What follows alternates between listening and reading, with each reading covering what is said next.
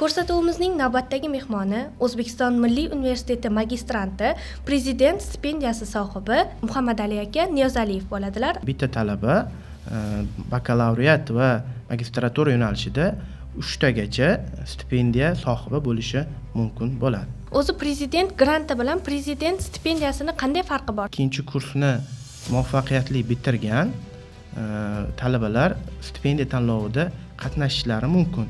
Ko'pchilik ilmiy rahbar tanlashda faqatgina maqola yozishga yordam berishlari mumkin deb o'ylashadi.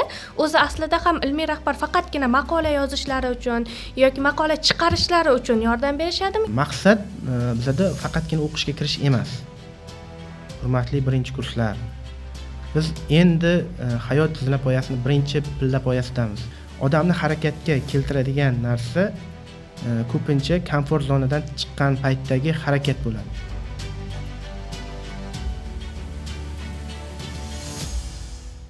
Assalomu alaykum, hurmatli kuzatuvchilarimiz. Ta'lim telekanali loyihasi iqtidorli talabalar bilan suhbat ko'rsatuvi davom etadi. Ko'rsatuvimizning navbatdagi mehmoni O'zbekiston Milliy universiteti magistranti, prezident stipendiyasi sohibi Muhammadali aka Niyozaliyev bo'ladilar. Assalomu alaykum Muhammadali aka, studiyamizga xush kelibsiz. Assalomu alaykum, taklif uchun kattakon rahmat. Muhammadali aka, avvalo o'zingizni tanishtirib o'tsangiz va erishgan yutuqlaringiz haqida tomoshabinlarimizga aytib o'tsangiz. Man Niyozaliyev Muhammadali, O'zbekiston Milliy universiteti fizika fakulteti qayta tiklanuvchi energiya manbalari va barqaror atrof muhit fizikasi 2-bosqich magistrantiman. Bakalavriat bosqichida Ulug'bek nomli davlat stipendiyasi sohibi bo'lganman hamda joriy o'quv yilida O'zbekiston Respublikasi prezidenti davlat stipendiyasi sohibi bo'ldim. Ajoyib Muhammadali aka, yuqorida aytib o'tdingiz, bir nechta stipendiyalar sohibi bo'lganman deb. Ular qanday bo'lgan? Ya'ni bitta stipendiya olganingizdan keyin qayta stipendiya olishingiz mumkinmi? Shu haqida aytib o'tsangiz. Demak, har bir tanlovni o'zi nizomi bo'ladi. Nomli davlat stipendiyalarining ham nizomi mavjud. 2008-yil 13 oktyabrda Vazirlar Mahkamasining 226-qarorida nomli va prezident davlat stipendiyalari nizomi belgilangan. Ushbu nizomga muvofiq bakalavriat bosqichini 2-kursidan bitirgandan so'ng 3-kurs talabalari nomli davlat stipendiyalariga hujjat topshirishlari mumkin. Ya'ni demak 2-kursni muvaffaqiyatli bitirgan talabalar stipendiya tanlovida qatnashishlari mumkin. Albatta, stipendiyaga topshirishni o'ziga yarasha shartlari bor. Bu shartlardan birinchisi, nomli davlat stipendiyalariga baholarni 25% yaxshi bo'lgan, qolgan qismi 75% a'lo baho bo'lgan talabalar topshira oladi. Prezident davlat stipendiyasiga esa hamma baholari a'lo baho bo'lgan bitiruvchi kurs talabalari topshira olishlari mumkin bo'ladi. Bundan kelib chiqadigan bo'lsak, 2-kursni bitirgan talaba nomli davlat stipendiyalarida qatnashadi. Agar u keyingi o'quv yilida ham stipendiya olishni xohlasa, bitta nomli stipendiyani olgandan so'ng bitiruvchi kurs sifatida 4-kursda prezident davlat stipendiyasiga topshirishi mumkin bo'ladi. Undan tashqari, magistratura talabalari uchun faqatgina prezident stipendiyasi joriy etilgan. Agar talaba bakalavriat bosqichida 2 stipendiyant bo'lsa, ya'ni bakalavriat uchun nomli stipendiya deylik, ijtimoiy yo'nalishda o'qiydiganlar Navoiy nomli davlat stipendiyasi g'olibi bo'ldi deylik. Va 4-kursda ham u prezident davlat stipendiyasi sohibi bo'ldi. Va u magistraturaga bosqichiga topshirganda ham kerakli normativ hujjatlarni, kerakli ballarni to'plab prezident davlat stipendiyasi sohibi bo'lishi mumkin. Ya'ni bitta talaba bakalavriat va magistratura yo'nalishida 3 tagacha stipendiya sohibi bo'lishi mumkin bo'ladi. Aha, ajoyib. Muhammadali aka, keling bugun siz bilan prezident stipendiyasi haqida suhbatlashsak. Shu o'rinda aytib o'tishimiz kerakki, hurmatli teletomoshabinlarimiz, YouTube sahifamizda Ruhulloy va Nilufar bilan birgalikda nomli davlat stipendiyalari to'g'risida video joylaganmiz. Ushbu video orqali agar sizga qiziq bo'lsa, to'liq ma'lumot olishingiz mumkin bo'ladi. Muhammadali aka, o'zi prezident stipendiyasi sohibi bo'lish uchun qanday talablar mavjud? Yuqorida aytib o'tganimdek, birinchi asos Vazirlar Mahkamasining 226-sonli qarori hisoblanadi. Unda belgilab qo'yilganki, magistratura bosqichi talabalari, ya'ni umumiy prezident stipendiyasiga topshirishi mumkin bo'lgan talabalar eng kamida ikkita ilmiy ishga ega bo'lishligi, hamma baholarini a'lo baho bo'lishligi, xorijiy tillarni va O'zbekiston tarixi va axborot texnologiyalarini bilishi talab etiladi. Bunda prezident stipendiyasi sohibi bo'lish uchun nomzodlarni saralash bosqichlari o'tkaziladi. Birinchi bosqich universitet bosqichi hisoblanadi. Universitet bo'yicha barcha nomzodlar quyidagi aytib o'tilgan talablar bo'yicha, ya'ni hamma baholarni a'lo baho bo'lishligi, ilmiy ishlarga ega bo'lishligi, jamoat ishlarida, turli tadbirlarda, respublika va xalqaro tanlovlarda g'olib bo'lganligi, ishtirok etganligi va O'zbekiston tarixi, xorijiy til va axborot texnologiyalaridan xabardorligi sinab ko'riladi va sinov natijalariga ko'ra eng yaxshi bo'lgan nomzodlar respublika bosqichiga yuboriladi. Bunda bakalavriat bosqichi uchun 3 nafargacha tavsiya etiladi. Magistratura bosqichida esa har bir universitetdan prezident stipendiyasi sohibiga 22 ta yo'nalish belgilangan vazirlik bo'yicha. Shu 22 ta yo'nalishdan bir nafardan universitet bosqichidan respublika bosqichiga tavsiya etiladi. Undan so'ng respublika bosqichida Davlat test markazi tomonidan xorijiy tillarni bilish bo'yicha, O'zbekiston tarixini bilish bo'yicha va axborot texnologiyalarini bilish bo'yicha sinov o'tkaziladi. Ya'ni test shaklida bu sinov o'tkaziladi. Bunda odatda 100 ta test bo'ladi. Bu 100 ta testni 35 tasi O'zbekiston tarixi, 35 tasi axborot texnologiyalari va 30 tasi xorijiy til, bu ingliz tilidan bo'ladi. Ushbu test natijasi undan tashqari ilmiy ishlar bo'yicha olingan ballar, xalqaro va respublika miqyosida tanlovlarda ishtirok etgan g'olibligi bo'yicha olingan ballar, ilmiy ishlari bo'yicha olingan ballar hammasi yig'iladi. Bakalavriat bosqichida shu joyida eng yuqori ball olgan nomzod prezident stipendiyasiga tavsiya etiladi. Magistratura bosqichida esa jarayon yana davom etadi. Bunda eng yuqori respublika bo'yicha eng yuqori ball to'plagan 3 nafar nomzod maxsus komissiya tuzilgan bo'lib, o'sha maxsus komissiyaga suhbat asosida kiritiladi va shu suhbat asosidan 3 nafar nomzoddan 1 nafariga prezident stipendiyasi ga nomzod sifatida ko'rsatiladi, ya'ni ta'sis etiladi, tavsiya etiladi. Bu jarayonda suhbat asosan nomzodlari ilmiy tadqiqot ishlari bo'yicha bo'ladi va ularni til bilish darajalari tekshirib ko'riladi. Shunda butun respublika bo'yicha bir nafar odam prezident stipendiya sohibi bo'lishi mumkin, shunaqami? Ya'ni magistratura bosqichi bo'yicha yo'nalishlar bo'yicha aytadigan bo'lsak, bitta yo'nalishdan bir nafar nomzod prezident stipendiyasi sohibi bo'lishi mumkin. Bakalavriat yo'nalishlarida esa har bir universitetni bitiruvchi kurslariga bir nafardan kvota berilgan bo'lib, agar haqiqatdan yuqorida aytib o'tilgan normativ hujjatlarga mos kelgan, baholari a'lo, ilmiy ishlarga ega, jamoat ishlarida va respublika va xalqaro tanlovlarda faol bo'lgan talabalar mavjud bo'lsa, shu shartlar bo'yicha ularga nomzod sifatida ko'rsatiladi. Ya'ni har bitta universitetga bakalavriat bo'yicha bir nafardan kvota beriladi. Tushunarli. Yuqorida aytib o'tdingiz, oxirida magistratura bosqichida suhbat ham bo'ladi deb. O'sha suhbatda hamma o'sha qatnashuvchilarga, hamma nomzodlarga bir xil savol beriladimi yoki hammaga har xil savol beriladimi? Savol qay tartibda bo'ladi? Birinchi navbatda maxsus komissiyada 3 nafar nomzod o'z tadqiqot ishlarini gapiradilar va ular tadqiqot ishlarida savollarni maxsus mutaxassislar beradi. Ya'ni deylik, o'z sohamni olib aytadigan bo'lsam, fizika va tabiiy fanlar bo'yicha prezident stipendiyasi sohibi bo'lganman. Fizika va tabiiy fanlarga deylik fizika, kimyo, geologiya kabi fanlar kirib ketadi. Ya'ni bu faqatgina fizikani o'zi emas. Shuning uchun boshqa yo'nalishdan kelgan talabalar ham bor edi. Misol uchun men fizikadan tanlagan mavzuyim bo'yicha savolni fiziklar berardi. Kimyodan bo'lsa kimyogarlar savol berish kerak bo'lgan. Ya'ni mutaxassislikka ham qaraladi va uning tanlagan magistr dissertatsiya ishiga ham bog'liq bo'ladi.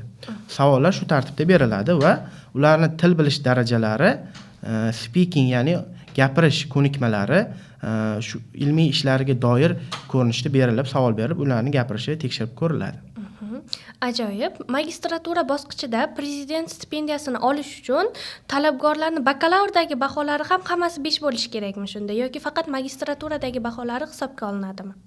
Magistratura talabalari uchun prezident stipendiyasiga topshirilganda faqatgina ularning dastlabki 2 semestr baholariga qaraladi. Ya'ni birinchi kursni bitirgan magistratura talabalari, muvaffaqiyatli bitirgan talabalar hamma baholari a'lo baholar bo'lsa, ular topshirishi mumkin. Bunda ularni bakalavriat baholari hech qanday inobatga olinmaydi. Ya'ni faqatgina magistraturadagi birinchi kursdagi baholari inobatga olinadi. Shunda magistratura bosqichida faqat 2-kurs talabalari prezident stipendiyasiga topshirishi mumkin-a? Prezident stipendiyasiga topshirish o'zi muddatlari bo'yicha aytadigan bo'lsak, bunda birinchi kursni bitirgan talabalar, deylik, birinchi kursga sentyabrda qabul bo'ldi. Birinchi semestr yanvar oyida tugadi, ikkinchi semestr may oyida tugadi. Shu may oyida tugagan davrdan boshlab universitetni iqtidorli talabalar bilan ishlash bo'limlari nomli va prezident davlat stipendiyalari tanlovini hududiy, ya'ni universitet bosqichlarini tashkil etadilar va ushbu tashkil etishda birinchi kurs nomzodlar hujjatlarini ularga taqdim etadilar. Nizomda belgilangan tartib bo'yicha vazirlikdan buyruq, kerakli tegishli buyruqlar jo'natiladi va birinchi universitet bosqichlari o'tkaziladi. Bunda universitet bosqichida yuqori ball olgan magistratura bosqichlarini boyaga aytib o'tganimizdek bitta yo'nalishdan bitta nomzod tanlab olinadi. Undan keyingi bosqich respublika bosqichi. Respublika bosqichi asosan kuz oylarida bo'lib o'tadi. Bunda vazirlikning stipendiya.edu.uz saytida OneID tizimi orqali kiriladi va OneID tizimi orqali nomzodlar arizalarini yuboradilar. Arizalarni yuborganda dastlabki universitet bosqichida olingan baholari o'sha iqtidorli talabalar bilan ishlash bo'limi boshlig'i tomonidan o'tkaziladi va respublika bosqichiga ular hujjatlarini yuboradilar. Ya'ni bu tizimda anchadan beri hujjatbozlik ancha kamaygan, ya'ni barchasi elektron tizimda bo'ladi. Hamma hujjatlarini elektron tizimda taqdim etadilar va ularning natijalarini va ularning ishlarini hakamlar elektron tarzda baholab boradilar. Respublika bosqichi odatda kuz oylarida tashkil etiladi va vazirlikning tegishli hay'at qaroridan so'ng nomzodlarni, ya'ni prezident stipendiyasiga tavsiya etilganlarni buyruq bilan tasdiqlab berishadi.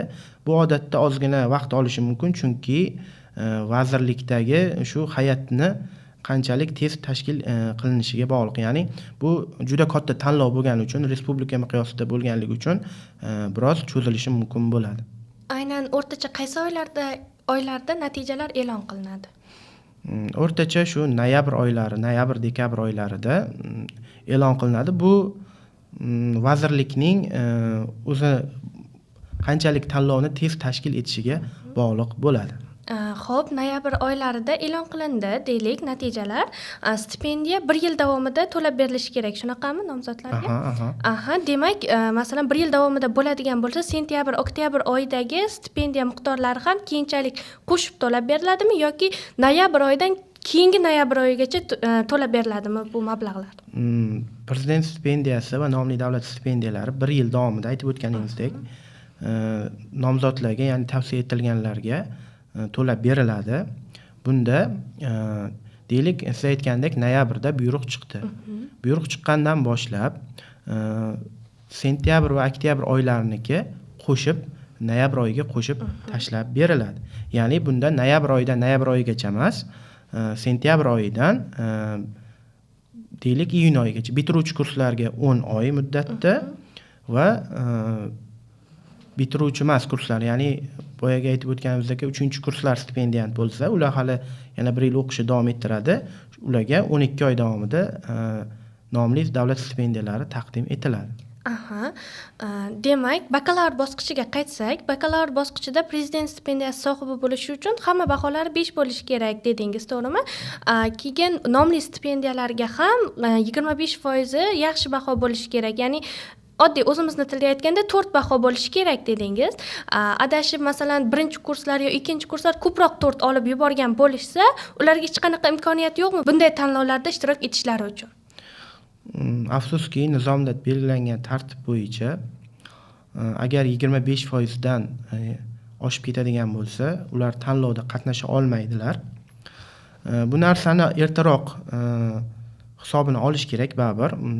Misol uchun o'zim ham 1-kursligimdan hamma baholarimni a'lo baho qilishga harakat qilib o'qiganman. Bunga sabab universitetda dars bergan o'qituvchilarim tomonidan shu nomli davlat stipendiyalariga targ'ibot o'tkazilgan. Ya'ni men yaxshi o'qimoqchiman, men qanday rag'batlantirilaman? Shu savolga ustozlarim ilmiy faoliyatni boshlash, hamma baholarni a'lo qilish orqali, stipendiyant bo'lish orqali rag'batlantirish mumkinligini menga aytishgandan so'ng men bor kuchim bilan o'qishga harakat qilganman. Xuddi shunaqa hozirgi kiradigan 1-kurslar yoki 2-kurs talabalari hammasiga aytadigan tavsiyam hamma baholarini 5 qilishga va ilmiy faoliyatni ertaroq boshlashni tavsiya qilaman. Yaqinda O'zbekiston Milliy universitetidan bir talaba qiz prezident grantini yutganligi e'lon qilindi. O'zi prezident granti bilan prezident stipendiyasini qanday farqi bor? Shular haqida aytib o'tsangiz. Prezident granti bu yaqinda e'lon qilingan tanlov. Unga juda ko'p vaqt bo'lmadi. Prezidentimiz tomonidan iqtidorli talabalarni munosib rag'batlantirish uchun tavsiya etilgan tanlov hisoblanadi. Bu tanlovda abituriyentlar, ya'ni 11-sinf abituriyentlar eng yuqori ball olib o'qishga kiradi. Deylik, 189 ball olib o'qishga kirdi ular. Ular yetarlicha bilimga, salohiyatga ega. Ularni rag'batlantirish maqsadida ushbu tanlov tashkil etilgan. Ushbu tanlovda eng yuqori ball olib o'qishga kirgan talabalar 2-kursdan boshlab ushbu tanlovda qatnashadilar. Dastlab ularni ham 1 yil davomida olgan baholari, ilmiy faoliyatlari inobatga olinadi va shundan so'ng ushbu tanlovda qatnashadi. O'zbekiston Respublikasi Davlat prezidenti stipendiyasi esa faqatgina shu aytib o'tganimizdek bitiruvchi kurs talabalariga beriladi. Ularni O'zbekiston Respublikasi Prezidenti davlat stipendiyasi bilan O'zbekiston Respublikasi Prezidenti granti oladigan stipendiya miqdorlari bir xil. Faqatgina aytib o'tganimdek ularni qatnashuvchilarni nomzodlarni farqida nomzodlarda hisoblanadi. Bundan tashqari ular oladigan imtiyozlar ham deyarli bir xil hisoblanadi. Nomli davlat stipendiyalari va O'zbekiston Respublikasi Prezidenti davlat stipendiyasi sohiblari ta'limni keyingi bosqichi uchun imtiyoz oladilar. Deylik, bakalavriat bosqichida nomli davlat stipendiyasi bo'lgan talaba magistratura bosqichiga imtiyoz asosida qabul qilinadi. Xuddi shunday magistratura bosqichida prezident stipendiyasi sohibi bo'lgan magistrant ta'limni keyingi bosqichi tayanch doktoranturaga imtiyoz asosida qabul qilinadi.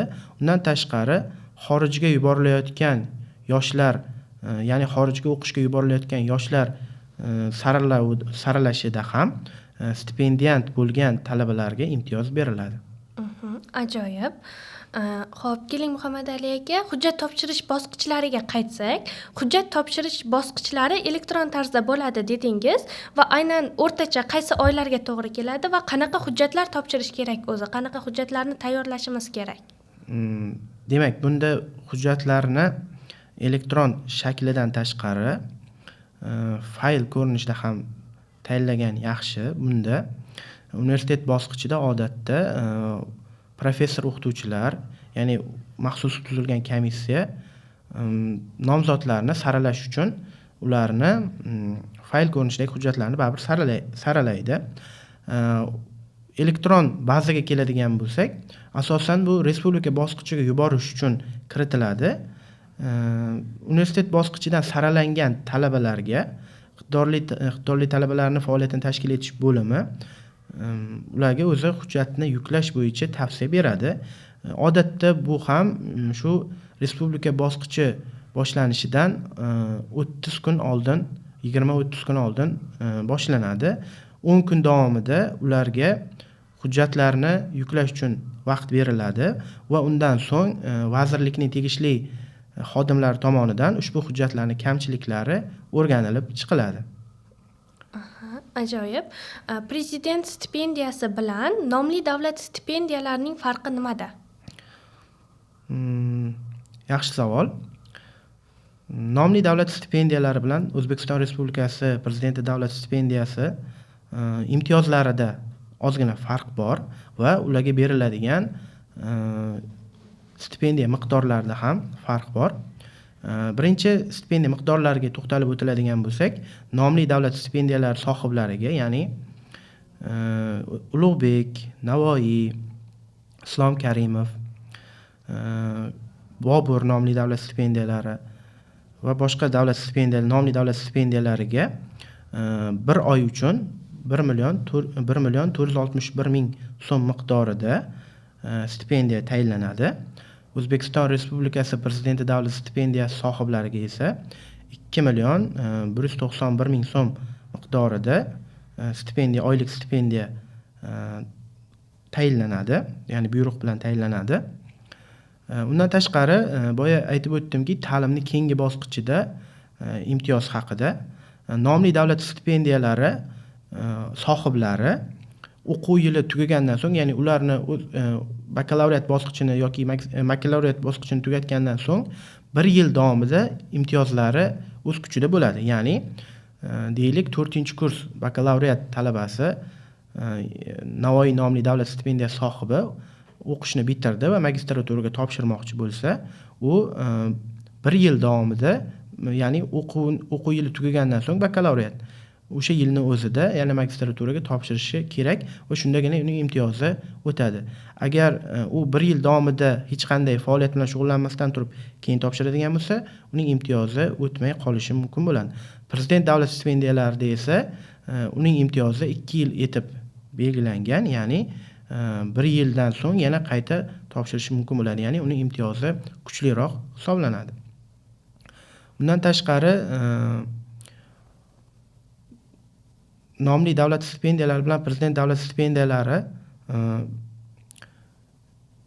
tanlov o'tkazilishi va ularga qo'yilgan talablarda farqi bor. Boya aytib o'tganimdek, nomli davlat stipendiyalarida hamma bahosi a'lo baho bo'lmasa ham 25% gacha to'g'ri baho bo'lishi mumkin, ya'ni yaxshi baho bo'lishi mumkin. Prezident davlat stipendiyasida esa hamma baholari a'lo bo'lishi shart etib belgilangan. Ajoyib. Prezident davlat stipendiyasi yuqorida aytib o'tdingiz, keyingi bosqich uchun imkoniyat beradi deb. Shuningdek, nomli davlat stipendiyalari ham bular faqatgina magistratura bosqichiga kirish uchunmi yoki keyinchalik masalan doktoranturaga kirish mumkin-ku, PhD yoki Doctor of Science, ya'ni fan doktori sifatida keyingi bosqichga o'tish jarayonlarida ham foyda berishi mumkinmi? Birinchi navbatda nomli davlat stipendiyasi aytib o'tganimdek, o'quv yili o'qishni tugatgandan so'ng talaba agar u 1 yil ichida boyagi topshirmasa magistraturaga O'zbekistondagi Oliy ta'lim va fan innovatsiyalar vazirligiga qarashli universitetlarga topshirmasa, imtiyoz o'z-o'zidan kuyadi.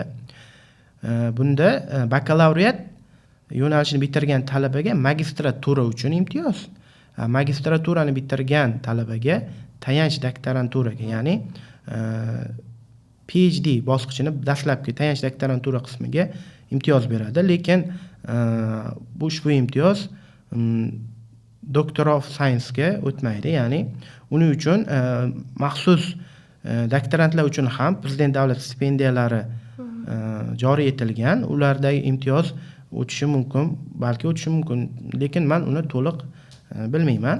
Lekin tayanch doktorantlar uchun ham, ya'ni magistratura va bakalavriatdan tashqari tayanch doktorantura talabalari uchun ham O'zbekiston Respublikasi Prezidenti davlat stipendiyasi o'tkaziladi. Ya'ni ushbu tanlov o'tkaziladi. Ular uchun alohida, ya'ni magistratura va bakalavriatdan alohida tartibda boshqacha normativ hujjatlar yordamida o'tkaziladi. Aha, ajoyib. Endi shu joyda aniqlashtirib ketsak, nomli davlat stipendiyalari va prezident davlat stipendiyalari faqatgina davlat oliy ta'lim muassasalari uchunmi yoki nodavlat oliy ta'lim muassasalari talabalari ham stipendiyant bo'lishlari mumkinmi? Joriy o'quv yilidan va undan oldingi o'quv yillaridan boshlab xususiy oliy ta'lim muassasalari ham Oliy ta'lim va fan va innovatsiyalar vazirligi bilan hamkorlikda ushbu stipendiyalarni belgilash bo'yicha vazifalar olgan.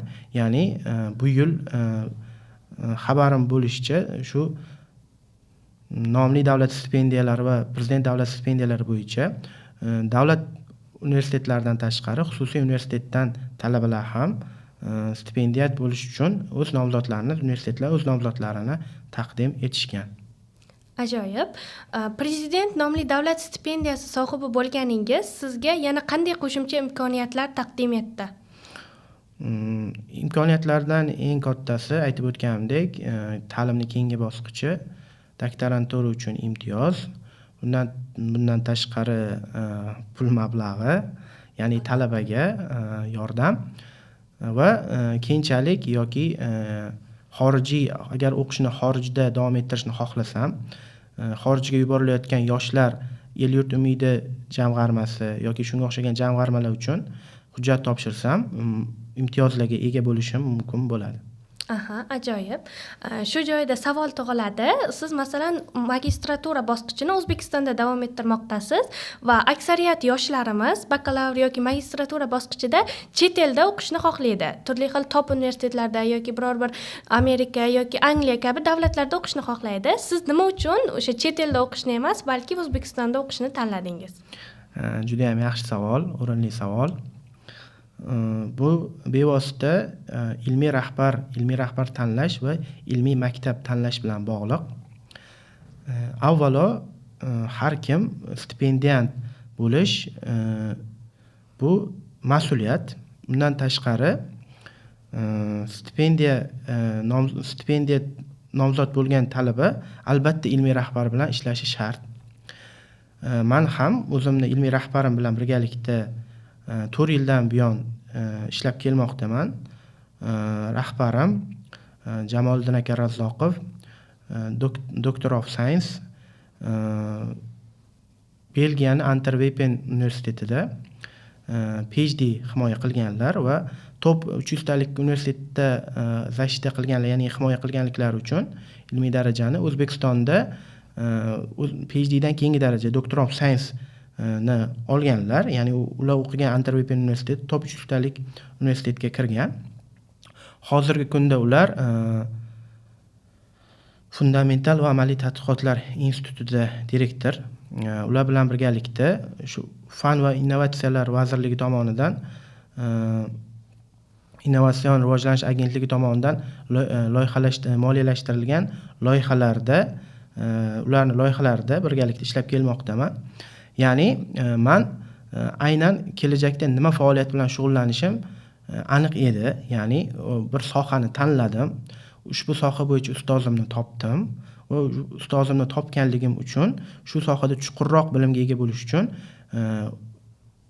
faoliyatimni magistratura bosqichini O'zbekistonda davom ettirdim. Hozirgi kunda birinchi kurs, ikkinchi kurs talabalarga ham ilmiy faoliyatni tezroq tashkil etishni, ya'ni boshlashni, to'g'ri ilmiy rahbar tanlashni va ilmiy faoliyatda yutuqlarga erishishini tilab qolaman. Shu joyda endi aytib o'tsangiz, ilmiy rahbar tanlashda nimalarga e'tiborli bo'lish kerak? Ya'ni ilmiy rahbarni talabani o'zi tanlaydimi yoki kafedra tomonidan biriktiriladimi? Bu ham yaxshi savol. Afsuski, kafedralar har bitta talaba bilan ularga ilmiy rahbar tanlab berish bo'yicha ularni nima deydi? Imkonsiz. Ya'ni bu bilamizki, har bitta universitetda, har bitta fakultetda minglab talaba o'qiydi. Bu talabalarni har biri bilan ishlab chiqish oson ish emas.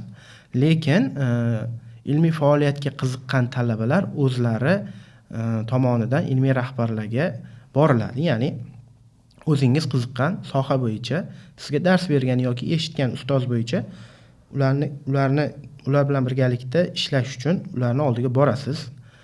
Ular qilayotgan ishlar bilan tanishasiz va u ishlar sizda ham qiziqish uyg'otsa va kelajakda shu sohada o'zingizni muvaffaqiyatli deb hisoblasangiz, ushbu faoliyatni boshlashingiz kerak bo'ladi. Bunda bir nechta ustoz bilan gaplashib ko'rish kerak bo'ladi ba'zan. Chunki to'g'ri o'ziga mos yo'nalishni topguncha bir nechta ustoz bilan gaplashib, ularning faoliyati bilan qiziqib ko'rish kerak bo'ladi. Bunda qo'rqmaslik kerak. Ya'ni ustozni oldiga borsam, ustoz meni qabul qilmasa nima bo'ladi yoki ularning vaqti bo'ladimi? Yo'q. Talaba o'zi borib qiziqish kerak. Ya'ni ilmiy faoliyatni boshlamoqchimi? Dastlab u shijoat o'zidan bo'lishi kerak. Ya'ni shijoatli bo'lsagina natijaga erishishi mumkin bo'ladi. Bundan tashqari ba'zan ilmiy rahbarlarni ko'plar bilamiz, ularni vaqt ajratishi qiyin.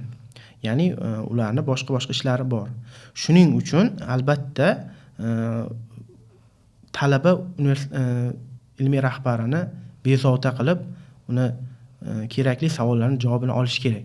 Ya'ni shunaqa vaziyatlar bo'ladiki, talaba bir oylab bir masalani yechimini topa olmasligi mumkin, lekin shu masalani yechimini ustozi bilan 5 daqiqalik suhbat yordamida topishi mumkin bo'ladi. Ya'ni uni ilmiy rahbarni ilmi talabadan ko'p bo'lganligi uchun, ya'ni u bosib o'tgan yo'lni bosib o'tganligi uchun u qilgan xatolarni oldindan aytib bera olib va muvaffaqiyat yo'lini tezlashtirish imkoniyati mavjud bo'ladi.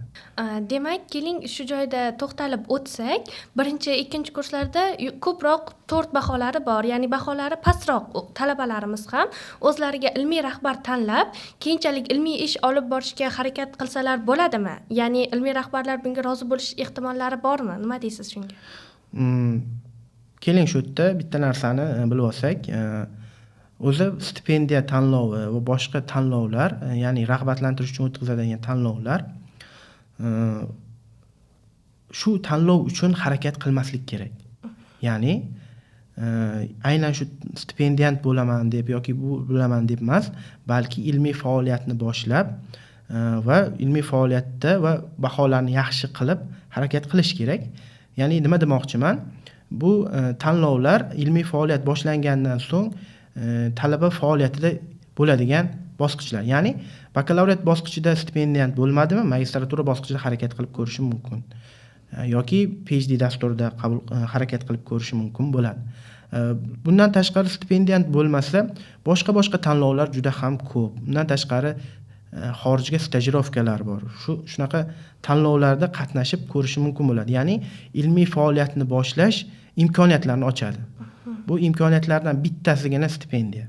Nomli davlat stipendiyalari. Ya'ni bunaqa imkoniyatlar juda ham ko'p bo'ladi. Ya'ni ilmiy faoliyatni boshlasa hech qanaqasiga yutqazmaydi. Va bunda ustozlarni qabul qilishi. Albatta ustozlarimiz qabul qiladi. Chunki stipendiya bu cheklangan miqdor. Lekin biz ilmiy faoliyatni ko'proq odam bilan bajaradigan bo'lsak, bizda ta'limimizda ham, ilmiy faoliyatimizda ham rivojlanish bo'ladi. Ya'ni bitta ishni bitta odam qilgandan ko'ra, uni 3 ta odam qiladigan bo'lsa, effektivniyroq bo'ladi, ya'ni natijaviyligi yaxshiroq bo'ladi. Endi shu joyda aniqlashtirib ketsak, ko'pchilik ilmiy rahbar tanlashda faqatgina maqola yozishga yordam berishlari mumkin deb o'ylashadi. O'zi aslida ham ilmiy rahbar faqatgina maqola yozishlari uchun yoki maqola chiqarishlari uchun yordam berishadimi yoki yana qanaqadir yo'l ko'rsatmalar berishlari mumkinmi? Ilmiy rahbar bu ikkinchi ota, ikkinchi ona. Ya'ni ilmiy rahbar men uchun o'zimdan kelib chiqib aytadigan bo'lsam, hayotdagi har xil savollar, qiyinchiliklar hammasini ustozim bilan maslahatlashib qilaman. Xuddi shunaqa ilmiy rahbar bu talabalar uchun ham xuddi shunaqa, u faqatgina u maqola uchun emas, u faqatgina ilmiy faoliyat uchun emas, bu hayotidagi ustoz, ya'ni ustozga qancha ta'rif bersak ham kam. Ular beradigan yordam u faqatgina maqola emas, faqatgina tushunchalar emas, butun umrimiz davomida, hayotimiz davomida bizlarga o'zlarini bizdan oldin baribir ular ko'rgan, ya'ni biz bosib o'tmoqchi bo'lgan yo'limizni ular bosib o'tgan. Biz qilmoqchi bo'lgan xatolar yoki qilinadigan xatolarni bizdan oldin bilishadi va o'sha xatolarni qilmasligimiz uchun bizlarga o'zlarining tavsiyalarini berishadi. Bu har qanaqasi ilmiy faoliyat, hayotiy faoliyat bo'lishi ham mumkin. Ilmiy rahbar tanlashga yana ham chuqurroq kirsak, siz ilmiy rahbaringizni qanday tanlagansiz? Ya'ni qaysi jihatlariga qarab tanlagansizki, mana shuncha natijalarga erishishingizga yordam beryaptilar, hayot yo'lingizni to'g'ri bosib o'tishingizga go'yoki otangiz sifatida yordam beryaptilar. Ilmiy rahbarimni eng katta bu tasodif. Nimaga? Chunki aytib o'tgandek, ular Belgiya Antwerpen universitetida ilmiy daraja olgandan so'ng o'sha universitetda ishlab kelayotgan bo'lganlar va 2020-yilda karantin sababli, pandemiya sababli O'zbekistonga qaytganlar va O'zbekistonda O'zbekiston Respublikasi O'zbekiston Milliy universiteti fizika fakultetidan dars olganlar va dars olganlarda bizning guruhga dars berganlar. Va ular dars berish jarayonida ular bilan qiziqib, ular olib borayotgan faoliyat bizga qiziq tuyulgan. Shaxsan o'zimga qiziq tuyulgan. Ular to'garak tashkil qilgan, ya'ni o'zlarini olib borayotgan modellashtirish, fizik va kimik jarayonlarini kompyuterda modellashtirish bo'yicha kurs o'tganlar, ya'ni qo'shimcha dars. O'sha darslariga men borib, o'zimda qiziqish paydo bo'lgan va undan so'ng 2020-yilda ham karantin bo'lib o'qish tugadi va 2020-yil sentyabr oyida ustozim menga aloqaga chiqdi. Aytdilarki, 2021-yil sentyabrda ekan, ular shu fundamental tadqiqot bo'yicha Innovatsion rivojlanish agentligi oldingi vazirlikdan loyihalari moliyalashtirilgan ekan. Ushbu loyihaga ishlashga taklif qildilar va ushbu loyihada ishlash bilan birgalikda ularni ilmiy rahbar sifatida qabul qilib, ular bilan birgalikda mana 4 yildan buyon faoliyatni olib bormoqdaman. Ya'ni bu tasodif. Ajoyib. Demak, maqola chiqarish haqida gaplashsak, yuqorida aytib o'tdingiz, ilmiy ishlar bo'lishi kerak deb. Bu ilmiy ishlar, ya'ni ilmiy maqola bilan ham bog'liq bo'lishi mumkinmi? Ya'ni ilmiy maqola chiqarganda ham stipendiyantlikka nomzod bo'lish mumkinmi? Ilmiy nashrlarga to'xtaladigan bo'lsak, ilmiy nashrlarning ko'plab turlari mavjud. Siz aytib o'tgandek, maqola, tezis, turli xil monografiyalar yozilgan bo'lishi mumkin. Yoki qaysidir kitoblarga digu, ya'ni mualliflik huquqlari.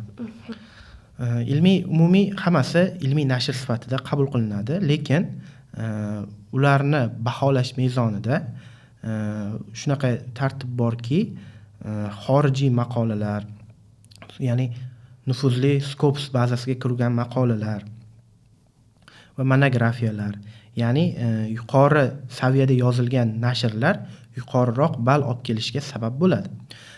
Bunda eng minimal talab 2 ta. Ya'ni bu qatnashish uchun. Lekin g'olib bo'lish uchun talaba o'zi harakat qilib, ilmiy rahbari bilan birgalikda uni harakat qilib ko'paytirish kerak bo'ladi.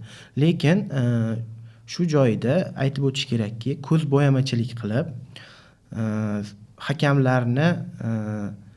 hakamlarda salbiy fikr uyg'otganlar ham bor. Misol uchun bir talaba 30 ta maqola bor deb hujjat qilib topshirgan yoki shunga o'xshash, uni dokumentlarni tekshirib ko'rsa haqiqatdan ham bor.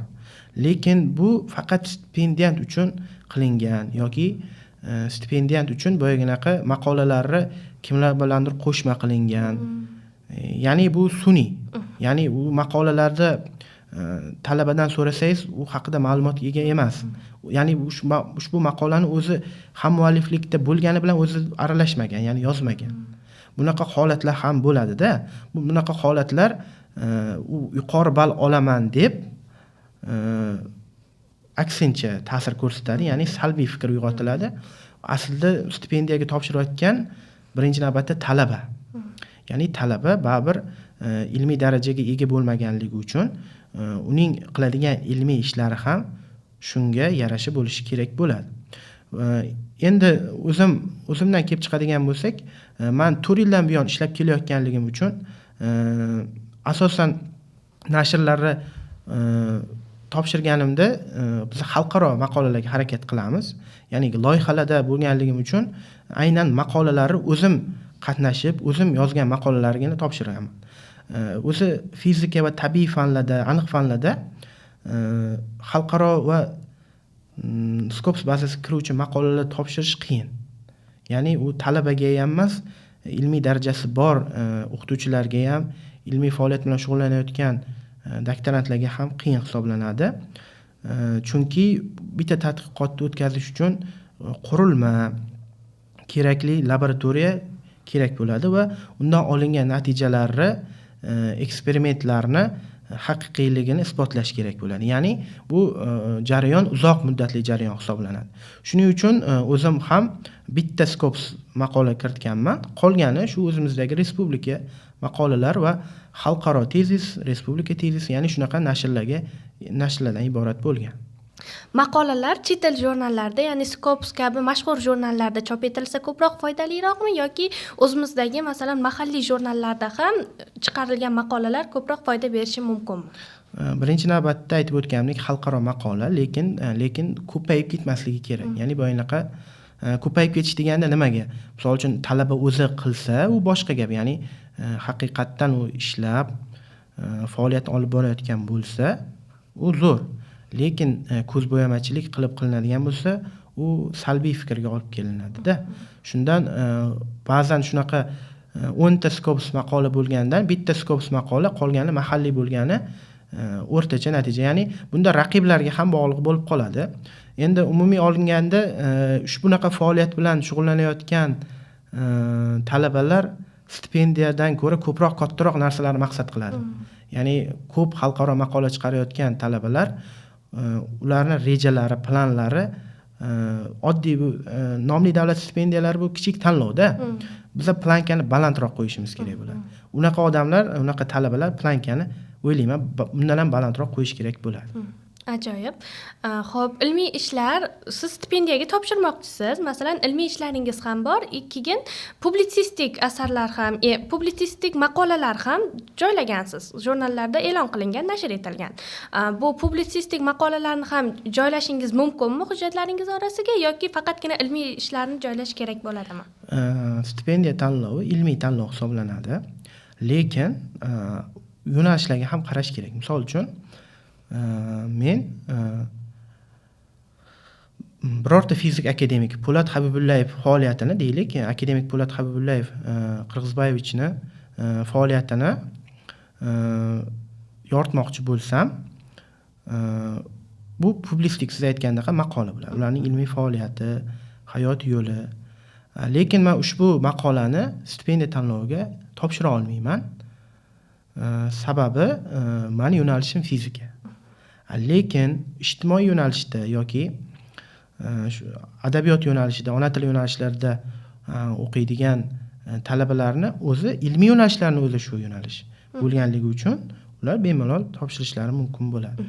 Ya'ni publistik gazetalardagi emas, ko'proq baribir ilmiy jurnallardagi maqolalar tavsiya etiladi. Chunki baribir bu tanlov ilmiy tanlov hisoblanadi.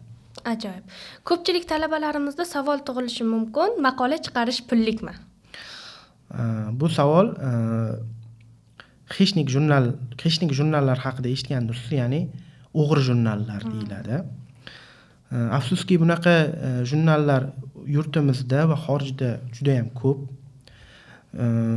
Boyaginaqa stipendiya tanloviga qatnashish uchun ilmiy rahbari bilan ishlamagan talabalar maqola ko'paytirishga harakat qilishadi-da. Boyaginaqa xeshnik jurnallarda maqola chiqarishga harakat qilishadi va u jurnallarda chiqarish pullik bo'ladi. Odatda pul talab qilishadi. Lekin o'zi pul talab qilishi odatiy hol. Nimaga? Xeshnik emas jurnallar ham odatda konferensiyalar oladigan bo'lsak, konferensiyani badali bo'ladi.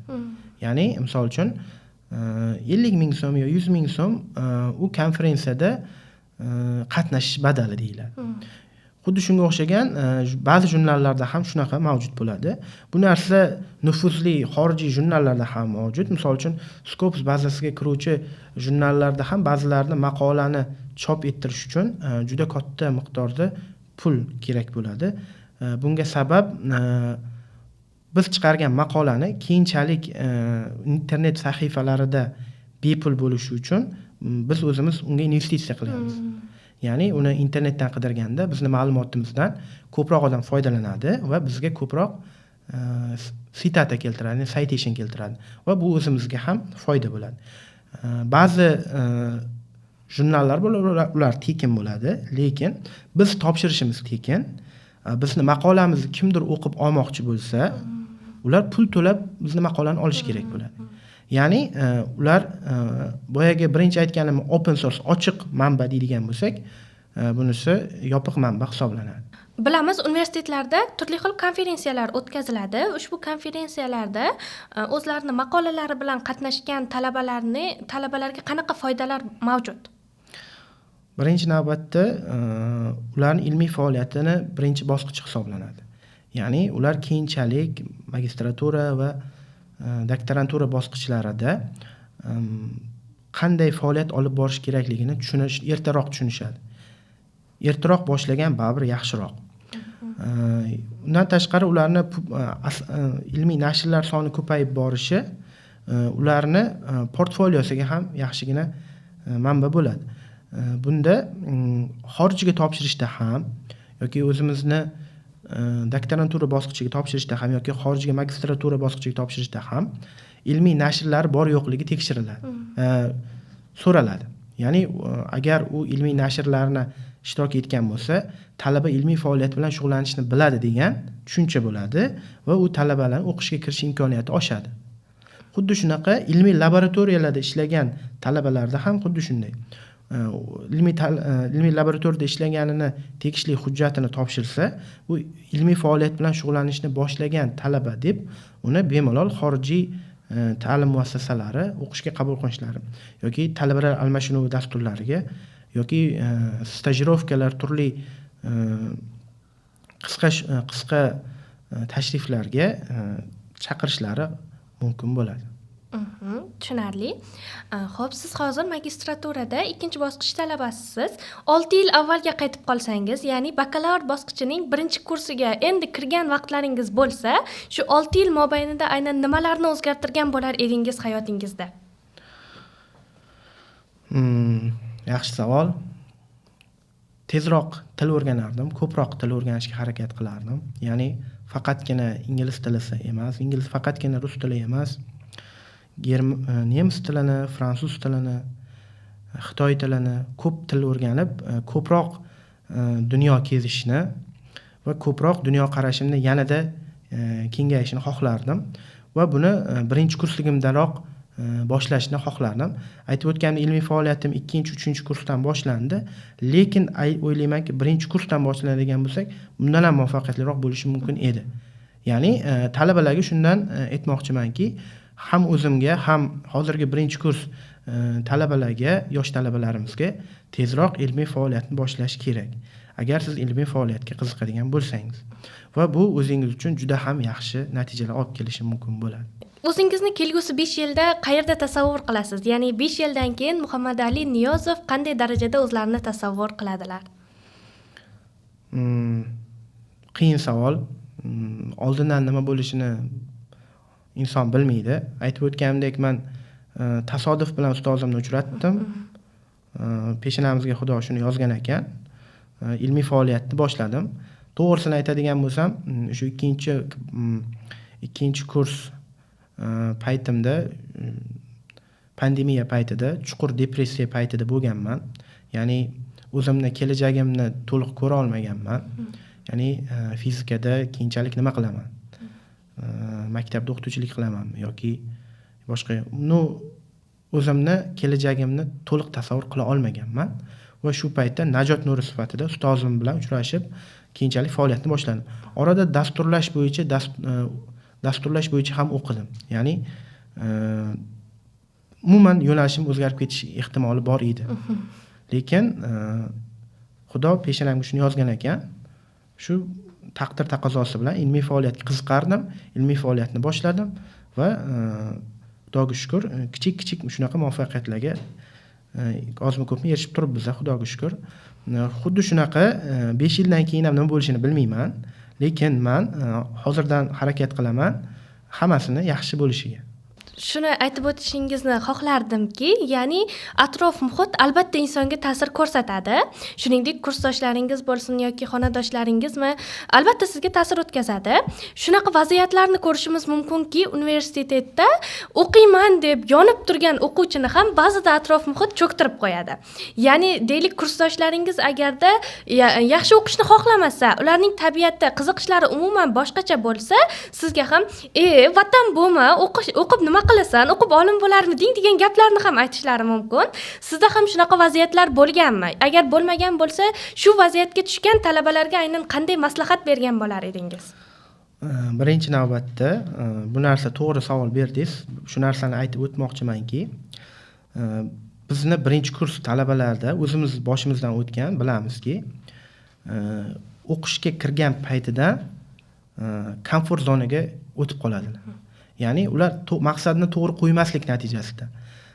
Maqsad bizda faqatgina o'qishga kirish emas. Hurmatli birinchi kurslar.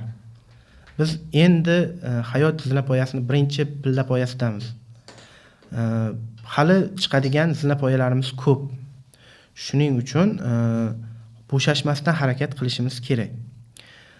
Afsuski bizda birinchi kursda nima bo'ladi? Birinchi kurslar o'qishga maqsadni to'g'ri qo'ymaydi. Ya'ni biror bir kasb yoki faoliyatni maqsad qilmasdan faqatgina o'qishga kirishni maqsad qilgan, faqatgina diplom uchun harakat qilinadi.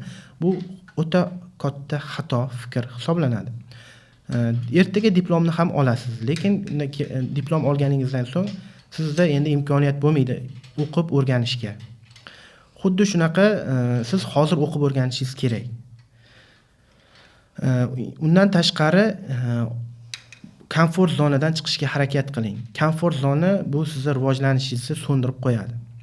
Odamni harakatga keltiradigan narsa ko'pincha komfort zonadan chiqqan paytdagi harakat bo'ladi. Ya'ni komfort zonadan siz chiqsangiz nimadir harakat qilasiz. Deylik, o'zim bakalavriat bosqichida kontraktga o'qishga kirganman. Lekin o'zim maktab bosqichida, undan oldingi bosqichlarda fizika fani bo'yicha olimpiadalarda g'olib bo'lganman.